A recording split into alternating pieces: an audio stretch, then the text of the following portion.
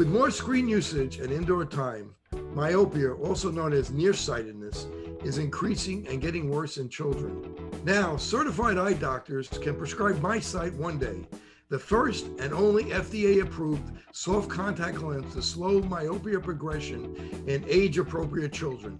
Visit CooperVision.com to find a Brilliant Futures certified eye doctor near you. One thing optometry has been missing is a unified message that explains the importance of eye care. Now, OIE Broadcasting has solved that dilemma. We're excited to announce this content delivery service that is designed to expand and enhance your practice and grow the industry of optometry as a whole. Please visit oiebroadcasting.com for more information and sign up today. Welcome back to part 2 of my interview with Dr. Bozung. In this episode, we continue our discussion on the diagnosis and treatment of ocular emergencies.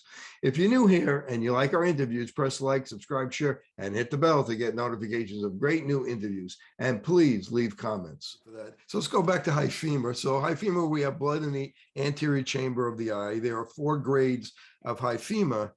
If you could talk about the 4 grades and, a severe 8-ball high femur or just a very small high femur, and the different types of treatment that how we would handle that. Yeah, so in general, with those cases, at the very beginning, there's actually called a microhyphema, which would be basically tiny little red blood cells floating around in the anterior chamber that haven't really settled down yet. Then as you go up, so the hyphema tends to collect and sort of build, I guess, on itself. And you can have anywhere from a small, like a 1 millimeter or less hyphema. And then as you go up in, the percentage of the anterior chamber that's full, and you can find grading scales all over. If you just Google it, there's like a million pictures you can look at for a visual reference. But basically, as the amount increases and the grade increases, and so does kind of your concern for the patient's visual welfare, basically. So in cases where there is a small hyphema, you still follow those patients closely and you treat them still. I don't know if we want to talk about the treatment really, but in those cases, I would probably start with corticosteroids and something to dilate the eye, maybe like atropine or cyclopentolate. And then just keep a watch on those patients. And other patients who have a more, higher level of hyphema, you would be more concerned that they could possibly have, greater damage to the iris, more risk of bleeding in the eye or rebleeding in the eye. And those patients you'd follow closely still. So in general, the higher that is, the higher my concern is. And then the 8-ball is basically where the entire anterior chamber is filled with blood. I've never seen an 8-ball myself, actually, surprisingly, from, after working in the ER. But in those cases, the blood actually can clot as well and become kind of darker in color. And those patients are at a higher risk as well for further complications. And at what point do you recommend bed rest or actually even hospitalization for these patients? Yeah, so bed rest I recommend, and I would say, probably for me, if it's like half, like a 50%, in cases where there's, a 1 millimeter or 2 millimeter hyphema, I still recommend quiet ambulation. So like you can walk around and things like that, but no activities. I have them refrain from any sporting events or sporting activities. Inevitably these patients always have something going on that's like, one of my patients was a younger guy and he was in a bowling state championships in 2 weeks and he had all of his practices lined up. And I'm like, how aggressive is bowling? I don't know. I'm like, maybe at that level, it's more than I do, but I'm like the 2-handed, go down that little slide one. So it's probably different how I bowl. So I'm like, I would probably lay low, So basically quiet ambulation, I usually have the patient shield their eye when they sleep because we don't want them rubbing or bumping the eye, try to keep the head of the bed elevated. And I do these things for all of my hyphema patients, regardless of how much I see. So, and in hospitalization really would depend. So if for some reason they might not, I've never hospitalized a patient for hyphema, but certainly I could see the reason to in some patients, especially patients who, maybe wouldn't have the mental ability to not rub the eye or touch the eye. Maybe they're not fully aware of the situation and could damage their eye further. and would need some sort of way to basically calm them down so they don't keep bumping it or rubbing it or aggressively moving. And if they can't control it, then that, could be an indication for those patients. And about 30% of the people, their eye pressure goes up. What kind of drop, if you have to use drops to lower the intraocular, the eye pressure, people associate eye pressure with glaucoma, what would be the drops that we use? And is there any type of drop you don't want to use, like a prostaglandin? Yeah, definitely. So in those cases, you would want to maybe stick towards an aqueous suppressant. So something that decreases the production of aqueous in the eye. So that's going to be your brimonidine type drops or the alpha agonist. Also a beta blocker, so timolol or something like that could be efficacious in these cases. I will use oftentimes also a CAI or a carbonic anhydrase inhibitor. And some people will say in those cases you would be wary of sickle cell patients. So, I agree with that definitely. I don't know to what extent you'd have to get so much of that in the eye to cause a negative effect, but if you can withhold it, I would. And then the ones that you don't want to use as far as a topical medication would be something that is pro-inflammatory. So if you have something like a prostaglandin analog, that would be something you would defer on using because that can theoretically create more inflammation in an area you're trying to de-inflame already. And we want to try to prevent rebleeding because about 10, 20% of the people will rebleed.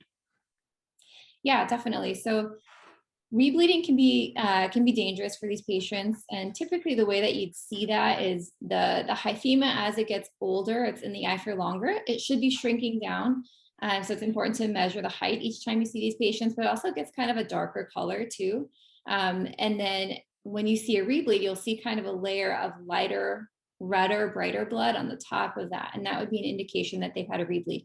And that happens, sometimes we think of obviously repeated trauma to the eyes. If they bump or rub it, that could cause a rebleed. Or just as the tissue, as the blood's kind of retreating or going away, it sometimes forms clots and that can sort of contract. And that can also cause some rebleeding as well. But those patients, when they have a rebleed, are at higher risk for developing elevated IOP, especially in the acute phase. And so that's something that we definitely want to watch out for and monitor each time they come in. And that brings us to angle recession glaucoma, because about up to 20% of the people who have had trauma to the eye, they could rip part of the eye. And if you could explain that and get something called angle recession glaucoma. So if you could go into that. Yes, I think this is something that can get missed both by the practitioner and the provider, or practitioner and the patient, on the initial evaluation of ocular trauma.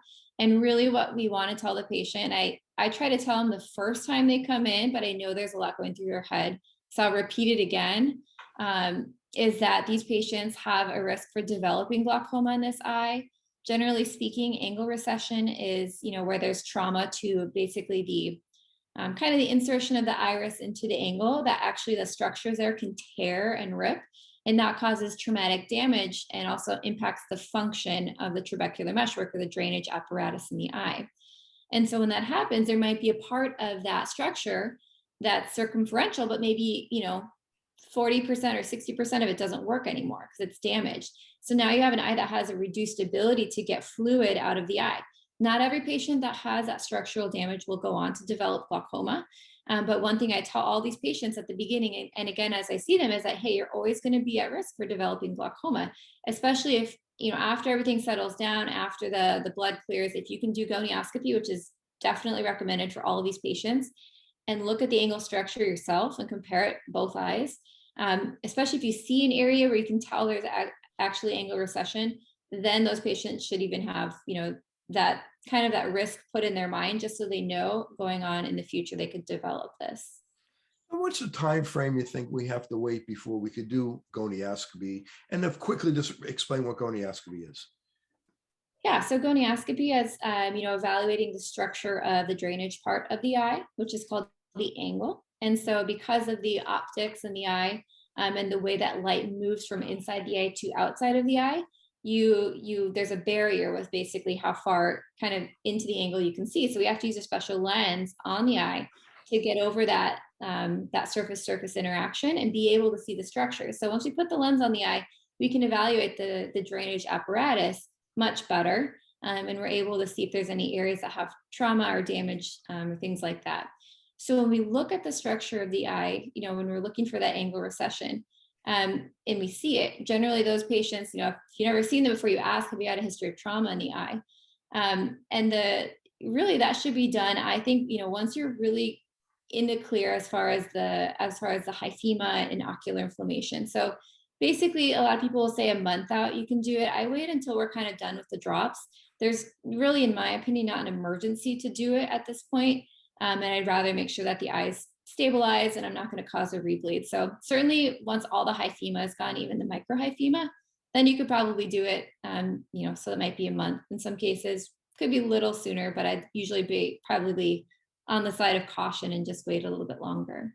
And then the development for glaucoma in these patients can be, it can range. It could be years later, decades later, that these patients suddenly develop unilateral glaucoma, and then we have those questions that we probably all ask anyway, or hope we do. If there's unilateral glaucoma, you're thinking something smells a little fishy here, because glaucoma is typically a bilateral condition. And so then you ask any history of trauma to the eye, and then they might come up with, oh yeah, one long time ago, I, had to put all these drops in my eye. I had hit my eye with something, a baseball, and then you kind of get that history from the patient. But there's a lifelong risk.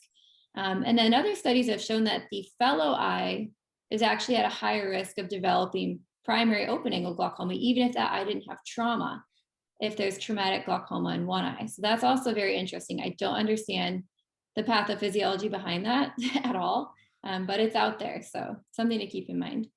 It just shows how the body works in homeostasis and tries to keep itself kind of leveled out, so to speak. Mm-hmm. So I have an 11-year-old, and I worry about a blowout fracture because he's a baseball player. And talk to us about blowout fractures and how those are treated, and maybe how they're prevented. Yeah, prevented, no sports. Or prevention is great when you can, but even things that, a slip and a fall and you hit your face, that can cause it too. So I guess no walking around either. No. So basically, in those cases, baseball is maybe a primary risk just because of the size of the ball in relation to the orbit. But basically a fracture of the orbit. So the orbit's, the bony compartment where the eye sits, right? And it's got all the muscles and the fat around the eye. And so what happens in fractures is that there's usually, in most cases, kind of a blunt trauma to the ocular periorbital area.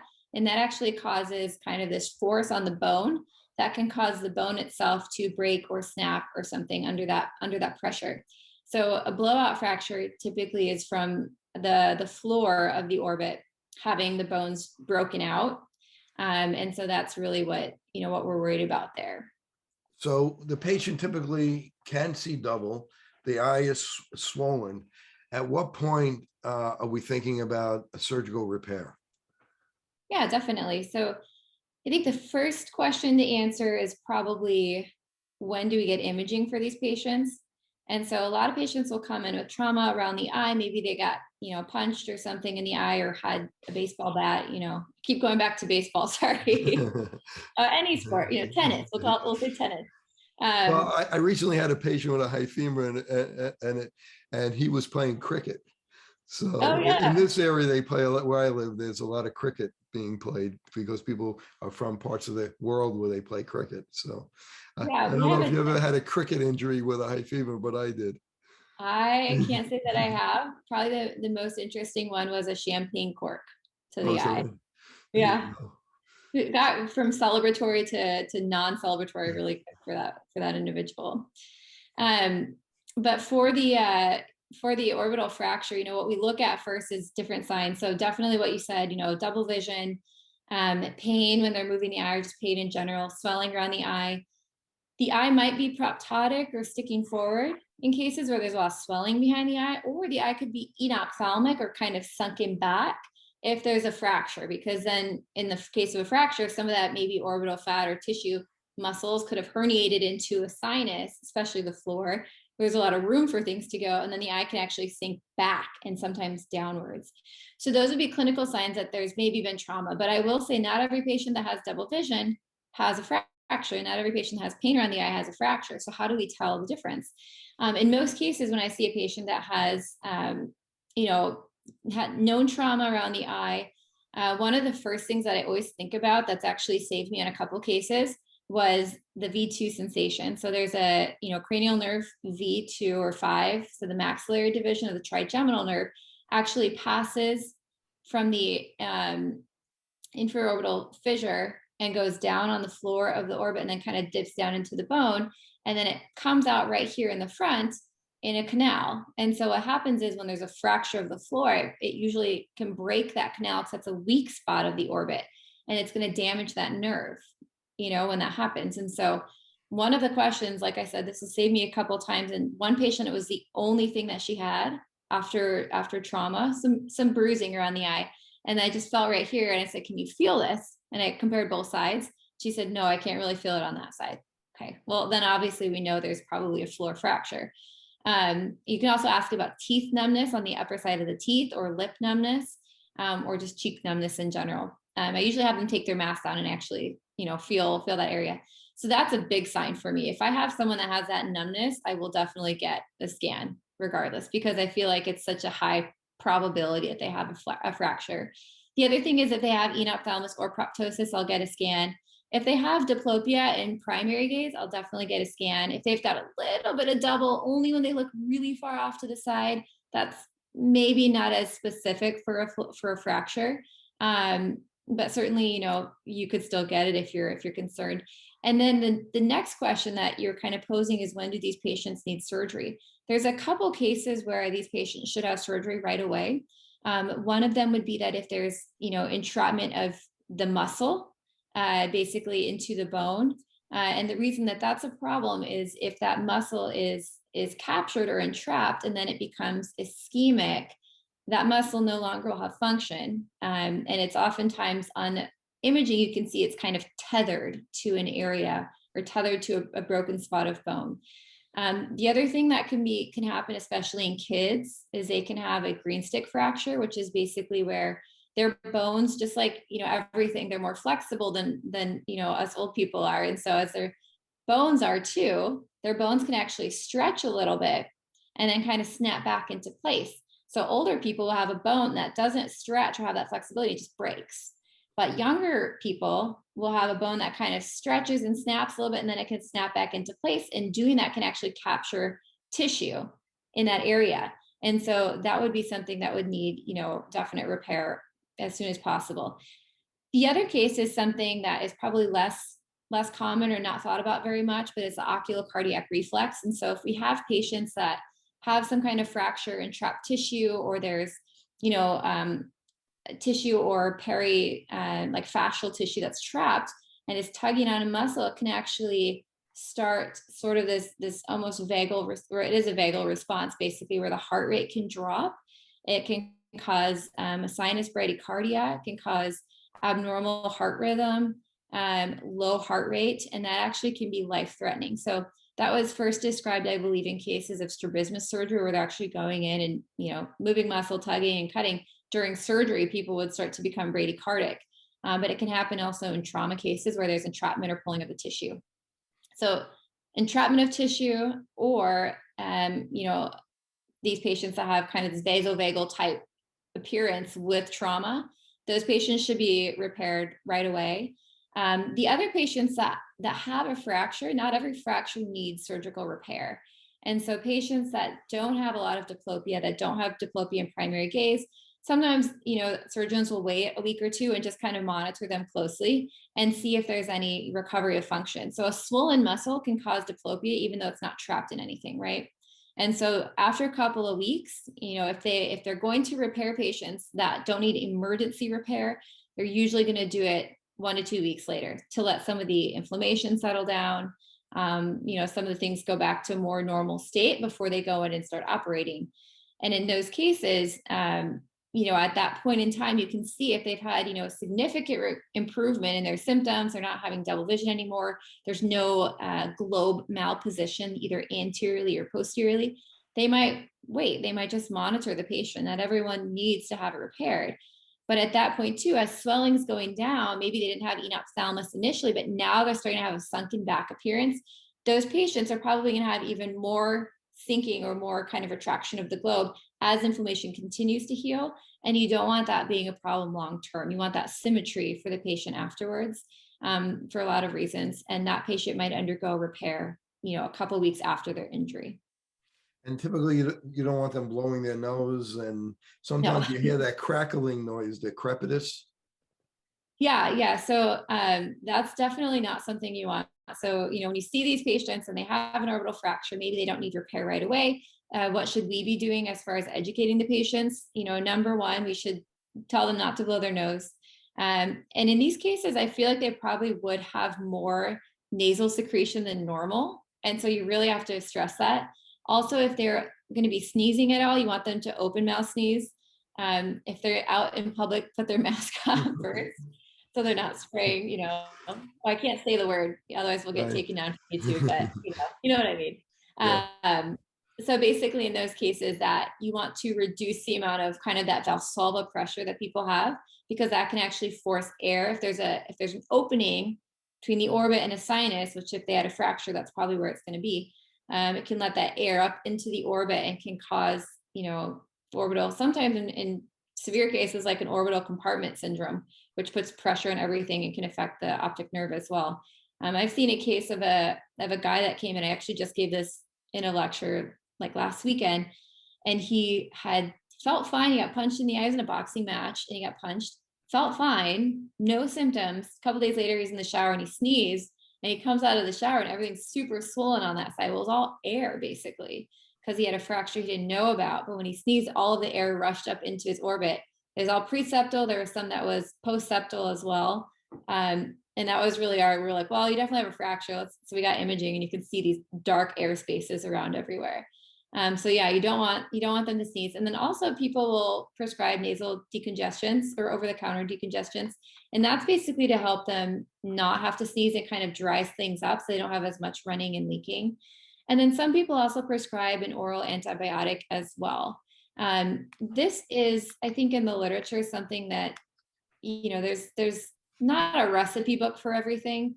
In this case too, it depends on who's prescribing. So in general, if a patient goes to a full service emergency department and they see a fracture, they're very, very likely to prescribe an oral antibiotic for these patients. If someone goes to see an ophthalmologist, they're fairly likely to prescribe them. If this patient goes and sees an oculoplastic surgeon, they're less likely to prescribe antibiotics. And so what's the experience bias comes into play here is I think that these patients in general have a low risk of developing what we're worried about is orbital cellulitis, or an infection from the sinus into the orbital tissue. And really the risk is quite low in cases where these patients are immunosuppressed. So, a diabetic patient even, or someone who's on immunotherapy treatments of some kind, or any patient that has sinus disease on the CT imaging, those patients would be prime candidates for oral antibiotics. In patients who are otherwise healthy, have no sinus disease, have no immunosuppression, really the risk is quite low for developing an infection. Great. What a great explanation. I really appreciate that.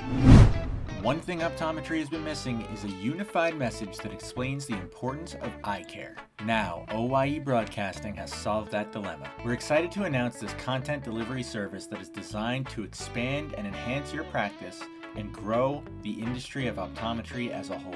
Please visit oiebroadcasting.com for more information and sign up today.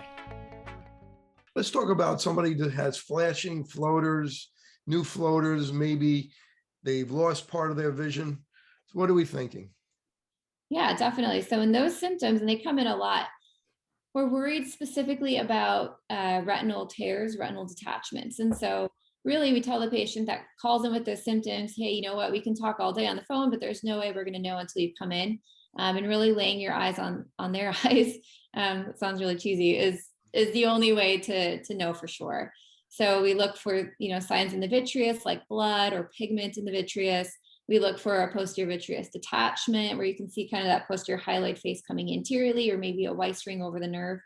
And then especially looking at the retina. So we need to be able to do a dilated exam, look at everything in detail. And then if I have patients that have these symptoms that are coming in acutely, I also do a scleral depressed exam just to look at the very, very far edges to get a full examination. Now, 70% of the people that have a retinal detachment are non-traumatic, and half of them are myopic. And the more myopic they are, the greater the risk of retinal detachment. So if they're over 3 diopters, it's like a 10 times risk. So one of the things that kind of bothers me is when people go on their phone and they think they're getting an eye exam, and they might be -3, -4, -5, but they're really putting themselves at risk. Yeah, I mean, I agree. I think there's kind of a push to do more and more things virtually, like away from the doctor. And in some senses, and I would speak from an area where I do a lot of virtual care actually. At least one day a week, I do virtual telehealth consults with patients. And that's like a whole nother story. And a lot of them I'm able to help. It's a subcon heme, it's a sty or chalazion or something, and we could talk about that.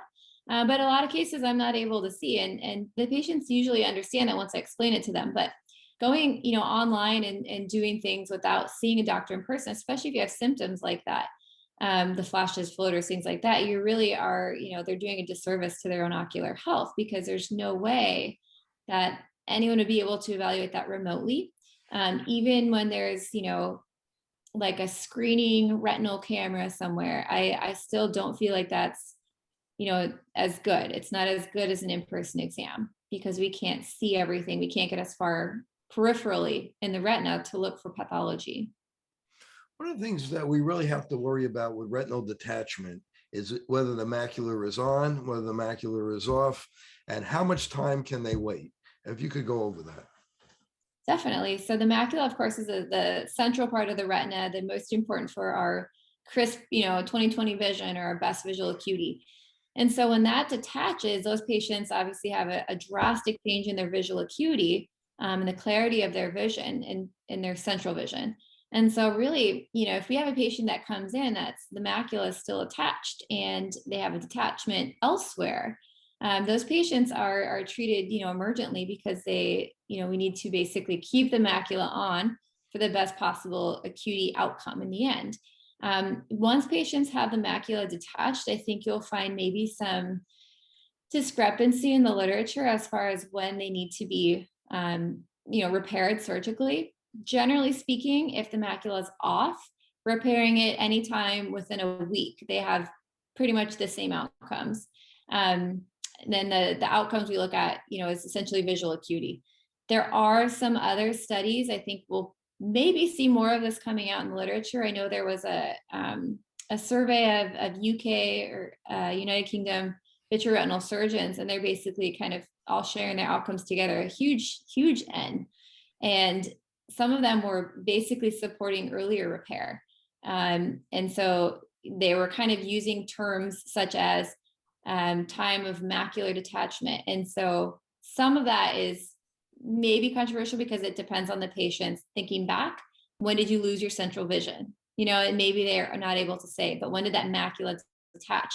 And then you go from time of macula detachment or loss of central vision to repair, because they don't always come in right away, And so some studies are sort of, I guess, almost pointing towards earlier repair in those macula off detachments as well, which is kind of interesting. So I'm interested to see, as time moves forward and we have, more of our doctors and physicians sharing data, I'm interested to see kind of what happens with really big data. So you've got different data collection services that are kind of coming up in different countries. And that's where we're going to get super big numbers, I think. It's a lot of, I think, detail going through everything. And there's obviously patients don't always fit one category. But I think we'll see some of that information coming out. Now, as far as right now, I would basically, if I have someone that's, a macula off, even though we say, okay, it can be repaired within a week, I'm not going to send it in a week. I'm still going to send it. But then the surgeon has time to kind of plan, and really you do want the surgeons to have their normal, their normal OR, their normal staff that works with them. They going in and fix something at 3 a.m. might not get as good of an outcome as their normal routine with their normal staff that knows where all the stuff they want is. And you want that kind of a good OR that's run smoothly, instead of going like immediately the night before. Maybe there's a better outcome if they have the right group with them that they're used to working with. So there's a lot of variables that go into that. But yeah, it's kind of an interesting topic. I think we might see more big data kind of coming out on that topic in the future. How about macula splitting? Macula splitting. So I would treat those like a macula on for me. So where it's like half on, the fovea is like barely hanging on kind of thing. Those patients, the thing is, as optometrists, when we're seeing these patients and referring them, we have to, keep in mind that, they're driving maybe, 20 minutes or half an hour across town or something. Try to position the patient maybe. So if they've got a macula splitting detachment, it's coming from the temporal sides lifting off, maybe have them tilt their head like this while they're going over, and not eat things on the way over to the surgeon's office so that they can plan appropriately. But yeah, I would treat those like an emergency. Right. And the time that they've eaten the last meal is important. It is, yeah. So if they're going for surgery, or they're someone who might need emergency surgery to get the best visual outcome in the end, they might recommend waiting 6 hours until they've eaten last. And that's just to prevent other complications with anesthesia. Now let's talk about the older or even a middle-aged Asian woman. She's +4. She comes in and she's in severe eye pain and she lost her vision. Acute angle glaucoma, something that we're all concerned about. Talk to us about that, the signs, symptoms, and what we do about that type of patient. Yeah, so those patients are definitely an ocular emergency as well, and the angle closure patients. You kind of hit the nail on the head with the classic presentation that we see. Someone who's a hyperope, maybe they have a short axial length or a shorter, smaller anterior chamber. Especially as they're getting up in age, that lens starts to get thicker and can crowd the angle. Sometimes people have intermittent bouts of angle closure. So that's a question that I'll ask people. If they have narrow angles, have you had episodes where the vision goes blurry, you get headache or redness around the eye, halos around lights, things like that. And particularly if the pressure gets really high in the eye, they can also get nausea and maybe vomiting. So those are all things that we would ask the patient. If they come in angle closure, you probably don't have to ask all those questions because you already know the answer. But what you see clinically in a lot of cases is significant corneal edema because of the high pressure in the eye. And also you'll see a very narrow anterior chamber. Sometimes it can be difficult to see because of the corneal edema. So those are some cases where, immediately I'm trying to put drops on to lower the pressure. Don't dilate the eye in those cases. It should maybe go without saying that, but basically, in our situation, what we do is as soon as we're able to clear the cornea enough for a good view for a laser, then one of the ophthalmologists will do a laser PI. But oftentimes the cornea is so cloudy, we have to bring the pressure down, and sometimes that's through drops, sometimes that's through oral Diamox, things like that. In order to kind of clear the cornea and get them in a position where it's safe and effective to do laser for that case. And when we're using Diamox, we're not using sequels, right? So when we're using Diamox, you don't want to do the extended release one. Yeah. So short acting. So a lot of times we'll see patients with narrow angles and their pressure is normal. At what point do they pull the trigger and they'll do the preventive PI? So I think that depends on the practitioner. So, some people will ask the history and make sure that it sounds like they've had a past history of angle closure. Also, I think everybody's a little different as far as when they, I was gonna say theoretically pull the trigger, but physically pull the trigger. But I think it's different practitioner to practitioner. I don't do them myself, and so I can't really comment on it. I refer patients for it sometimes, and those patients have, narrow anterior chamber. You can't visualize many structures in the angle, and even if they haven't had a prior episode, especially if they're advancing in age or they have a cataract, I think eventually this is going to be a problem for them. And so I'd rather be more proactive and refer the patients.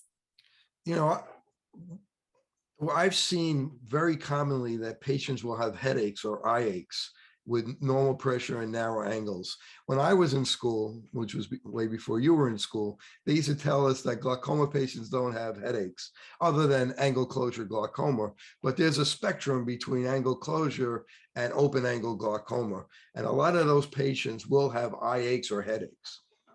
Right. Yeah. I mean, it's hard to say. Eye ache and like eye discomfort or ocular discomfort is, there's a lot of things that can cause that, multifactorial.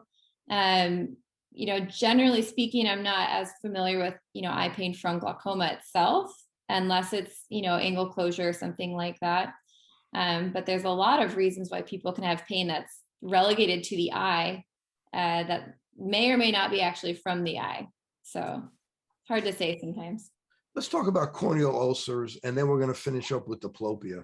But talk to me about corneal ulcers from people over wearing their contact lenses, or maybe from a viral type of situation, or maybe, I guess in Florida, you may see some fungal corneal ulcers, which we don't see in New Jersey typically. Yeah.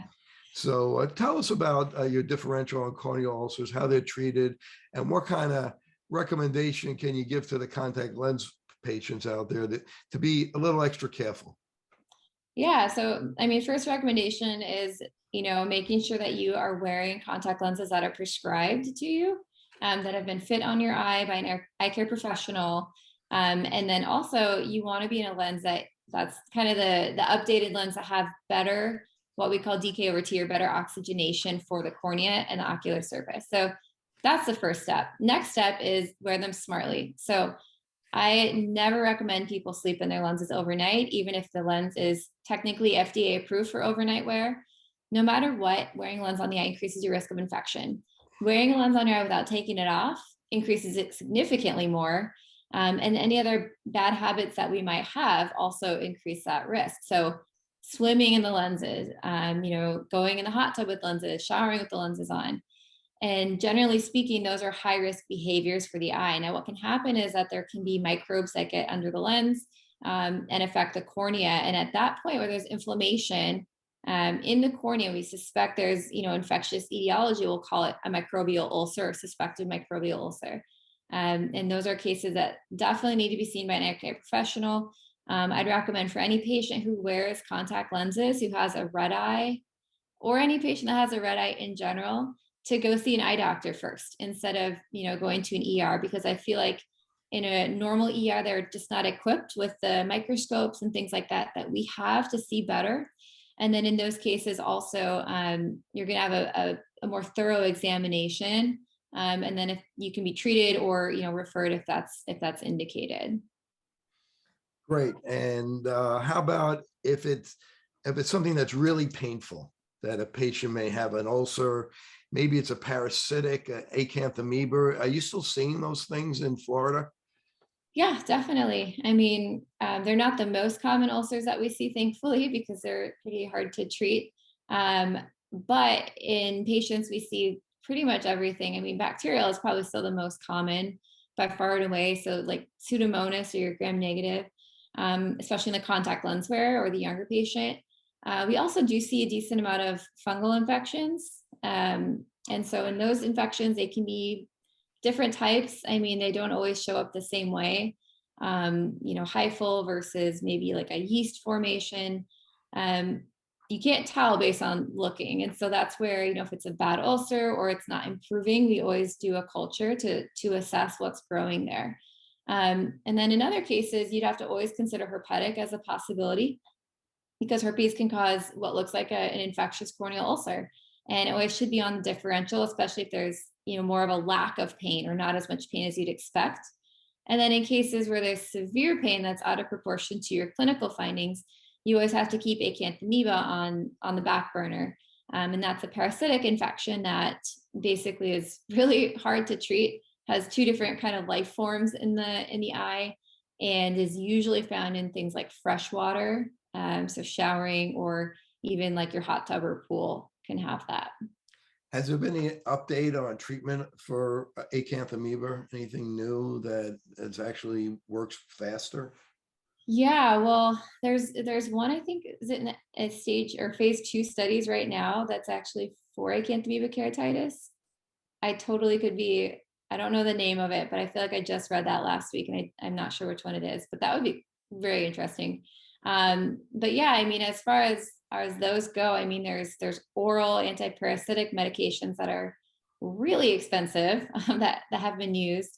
Otherwise, you're typically thinking about the kind of the classic, the chlorhexidine, the PHMB, things like that.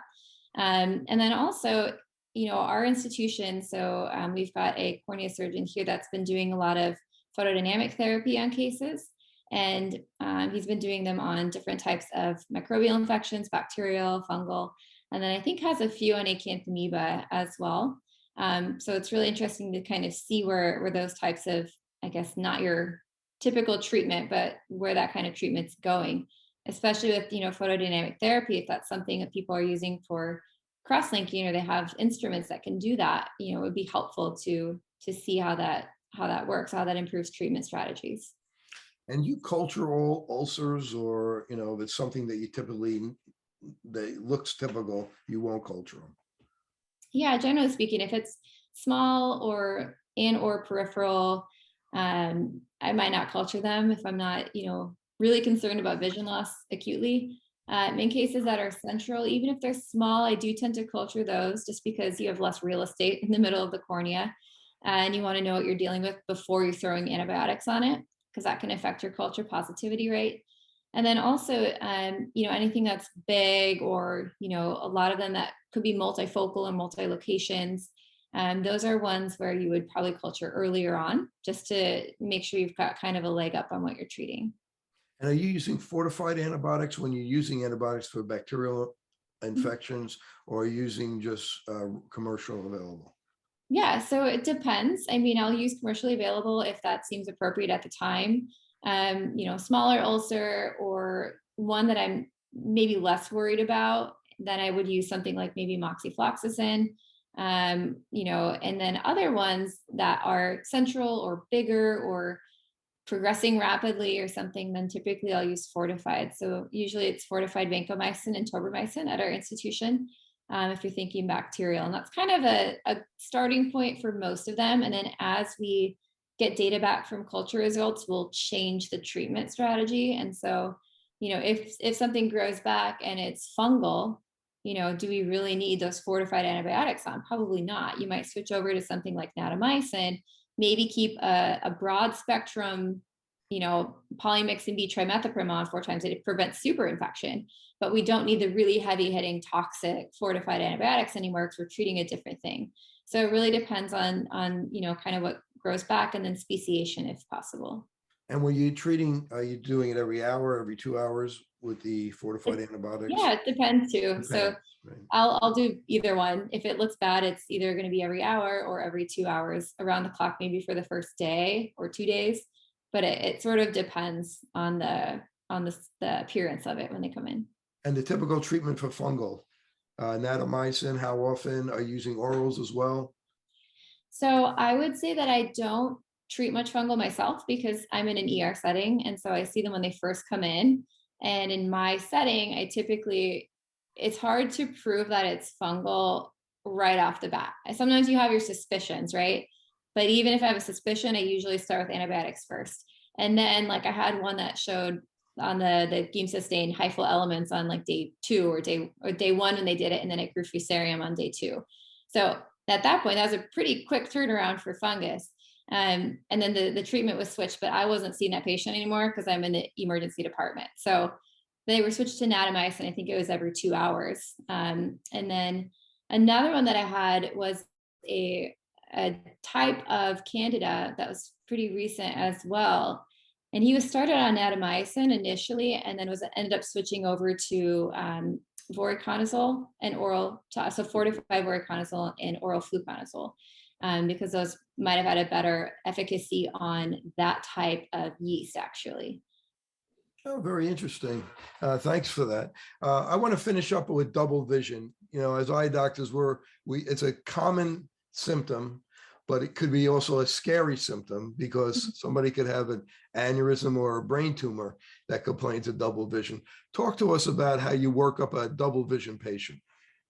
Yeah, so in these cases, I'm kind of anticipating this is like an acute acquired, so something that just happened, or a new symptom. In those cases, you really have to get a good history of the patient. So generally speaking, when they come into diplopia, first thing I ask is kind of when they notice it, when did it start? Is it two things side by side? Is it two things up and down? That gives you a good idea of kind of what you're looking for at the start. After that, then I like to quantify things. And so I'll actually get out my prism bars and you have your horizontal or your vertical, so you can kind of assess the motilities. And I usually like to get a primary gaze, up, down, and left and right gazes.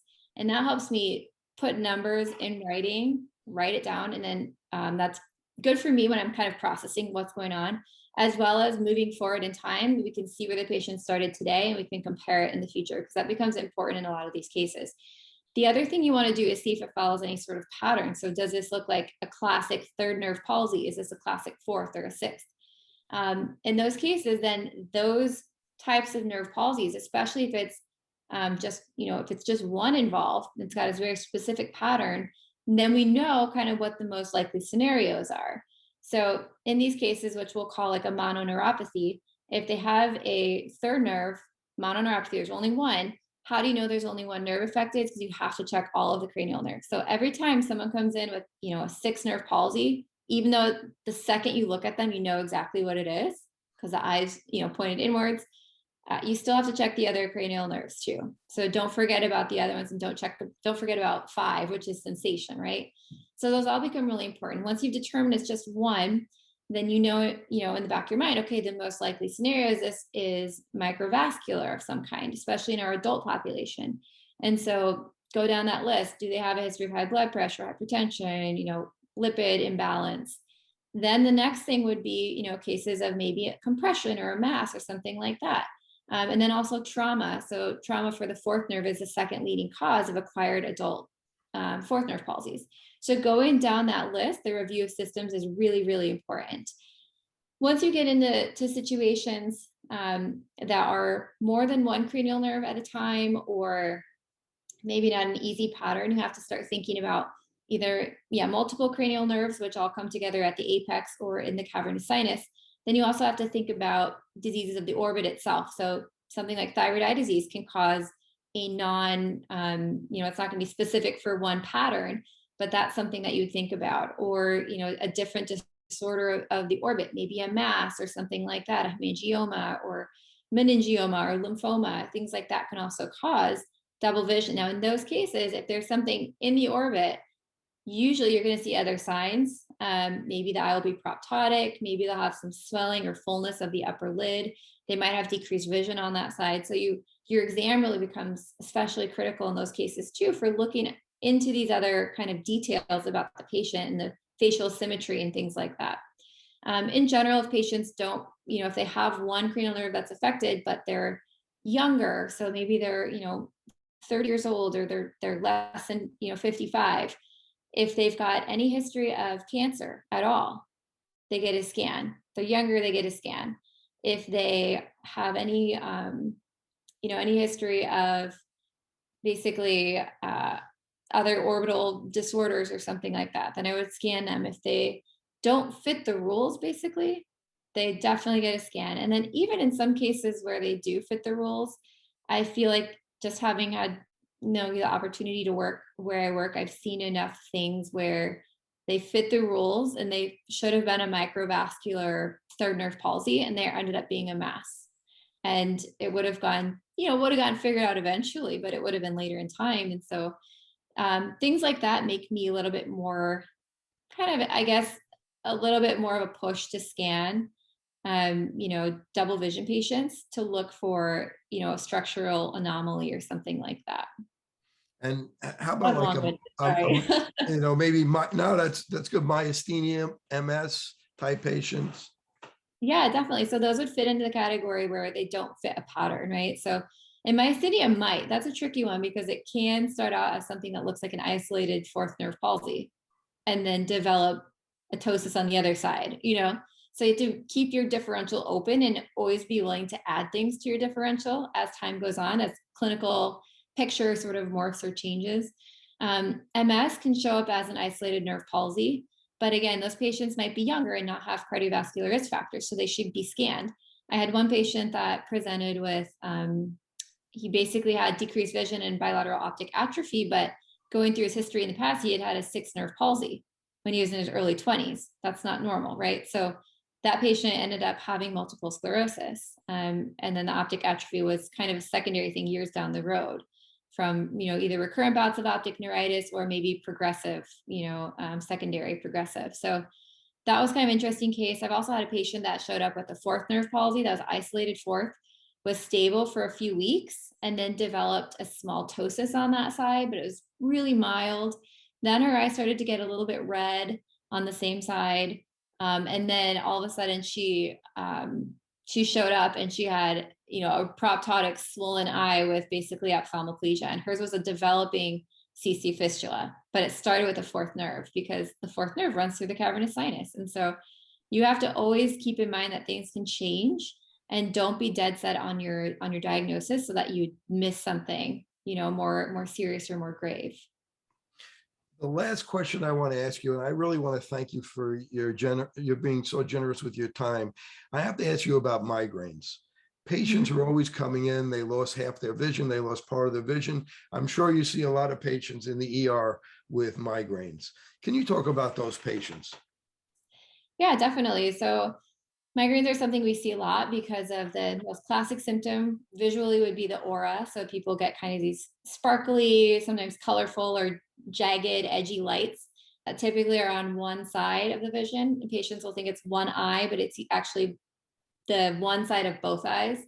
And then I always ask those patients if they have other symptoms of, headaches, any pain or pressure, especially after those visual symptoms. Did you develop any like mild headache or kind of a pulsing or anything on the opposite side of the vision changes? Those patients come in a lot, and really reassuring them that, if the fundus looks okay, the retina is fine. It's not a retina issue.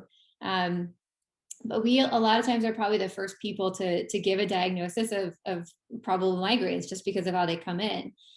Now, the other patients, some patients might have kind of complicated migraines, which is sort of a whole nother, like kind of what you're coming onto here, a whole nother group of patients. And in my opinion, I treat those like a stroke because there's no way to know it's not. If they had lost half of their vision, or even complicated migraines can cause, like paresthesias on half of the body or something like that. And those are something I wouldn't mess with. I would honestly treat those like a potential stroke until you know differently, and then they get seen by neurology, and then they can make that diagnosis. That's not one that I'm comfortable making myself. And when you have somebody with a migraine, do you talk to them about any triggers of foods or anything like that? Yeah, definitely. So migraines, as we know, can show up technically at any point in life. Usually it's going to be younger. If you have a patient with a new onset of repeated migraines when they're in their 80s and never had them before, that's a little bit of a red flag. But yeah, triggers can be excessive caffeine, low sleep, they're not sleeping well. Even if they're laying down, maybe they don't get good rest. And so thinking about, why that would be. Sometimes coffee, chocolate, wine, which are basically like the 3 best things in the world. So it can all be triggers for patients. But generally reducing those triggers, reducing stress as best as possible. And then usually getting them, if they are doing all those things and still having frequent episodes of migraines, you can get them plugged into, a headache specialist or a migraine specialist. And they'll go through all of that stuff again with them, but then also maybe offer kind of migraine abortive therapies for the patient. Maybe there's something they could take at the start of their symptoms that would, get rid of the headache component to it as well moving forward. Well, I want to thank Dr. Alison Bozung for joining me today. She's a wealth of information. If people want to find out more about you, how can they do that? Yeah, so Google, I guess. And I have an Instagram account that's called all_things_I. EYE. And so it's kind of an interesting way that I like to share little bits of information, little small clinical vignettes about cases. So that would be a good way to find them. Well, thank you. This was a great discussion. It's really a fun topic, and I really appreciate you being so generous with your time. For Open Your Eyes, this is Dr. Kerry Gelb. Until next time, thank you for joining me. Thank you, Alison. Appreciate it. Bye. Fitting multifocal contact lenses presents a big opportunity to meet patient needs while growing your practice. Alcon is your partner not only with our innovative portfolio, but through e-learning. Learn to enhance your multifocal strategy today with the Alcon Experience Academy. Since I bought Safe For You, my dad makes me clean his boat. Es natural y es un buen producto. Every time I go back to school, my mom always makes sure that I have my Safe For You products. I bring extra, and my roommates certainly don't mind. It's a good thing I had Safe For You to clean up after this little guy. When my hands get dry, I like to wash them with Safe For You.